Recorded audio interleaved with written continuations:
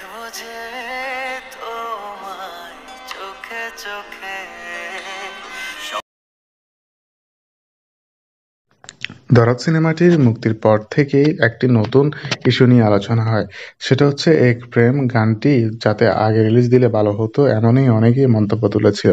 তবে গানটি ২ ঘন্টা আগে মুক্তি পেয়েছে ইউটিউব এবং ফেসবুকে। সেখান থেকে এবার নতুন করে জানান দিল সুরান চৌহান।